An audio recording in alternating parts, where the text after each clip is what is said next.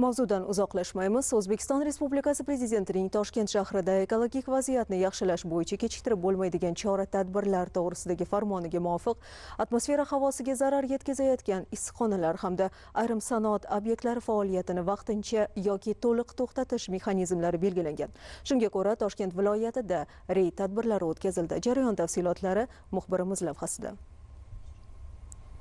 Atmosfera havosining ifloslanish darajasini kamaytirish va ifloslantiruvchi gazlarning belgilangan me'yordan ortib ketish sabablari hamda energiya resurslaridan noqonuniy foydalanish holatlarini aniqlash, tahlil qilish va ularga nisbatan keskin chora ko'rish maqsadida kengaytirilgan yig'ilish o'tkazildi. Nazorat tadbirlari uchun Bosh prokuratura, Ichki ishlar, Favqulodda vaziyatlar vazirligi, Milliy gvardiya hamda Ekologiya qo'mitasi mutaxassislaridan iborat respublika ishchi guruhi tuzildi. Prezident topshirig'i asosida viloyatning bir nechta tumanlarida tungi reydlar o'tkazildi. Reydlar jarayonida Zangiota, Toshkent, Qibray, Yangiyo'l, Yuqori-Chirchiq, O'rta-Chirchiq, Ohangaron va Quyi-Chirchiq tumanlaridagi issiqxona majmualari hamda bir qator sanoat korxonalarining faoliyati joyiga chiqqan holda o'rganildi.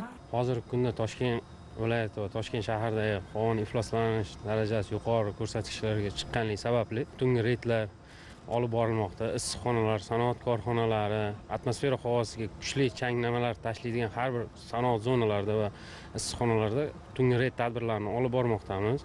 Balon yoqish holatlari to'xtatilib, ko'mirda ishlayotgan issiqxonalarga ham majburiy ko'rsatmalar berilib, filtr o'rnatish yuzasidan ko'rsatmalar berib borilmoqda. Umumiy hisobda 1490 ta issiqxona va 19 ta g'isht ishlab chiqarish korxonasi tekshiruvdan o'tkazildi. Natijada ekologik talablarni qo'pol ravishda buzgan 61 ta issiqxona hamda 7 ta g'isht ishlab chiqarish korxonasi faoliyati vaqtincha to'xtatildi. Shuningdek, havoni me'yordan ortiq ifloslantirgani uchun 186 nafar shaxsga ma'muriy bayonnoma rasmiylashtirildi. Faoliyat yuritib kelayotgan issiqxonalar egalariga ekologik talablarga javob beradigan chang gaz tozalash uskunalarini o'rnatish, rezina qoldiqlari va boshqa chiqindilardan yoqilg'i sifatida foydalanmaslik yuzasidan qat'iy ogohlantirish berildi.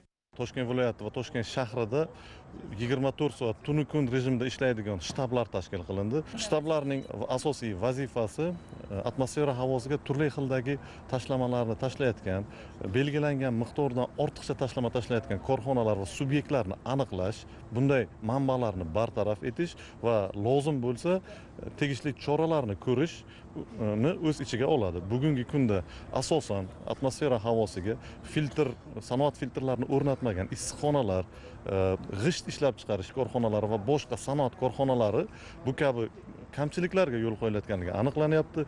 Reydlar davomida bevosita asosan tushuntirish ishlari olib borilayotgan bo'lsa, qo'pol qonun buzilish holatlari yuzasidan ma'muriy bayonnomalar rasmiylashtirilyapti va hattoki jinoyat ishlari qo'zg'atilishgacha borilyapti. Mazkur nazorat choralari viloyatning ekologik holatini yaxshilash, havoning sifati va aholining sog'lig'ini himoyalashda muhim vazifalardan biridir. Reydlarning asosiy maqsadi jarima qo'llash emas, balki muammoni ildizi bilan bartaraf etish, korxonalarning faoliyatini ekologik normalarga moslashtirish va tadbirkorlarni qonuniy toza ishlab chiqarishga o'tishga undashdir. Nazorat tadbirlari viloyatning barcha hududlarida davom etmoqda.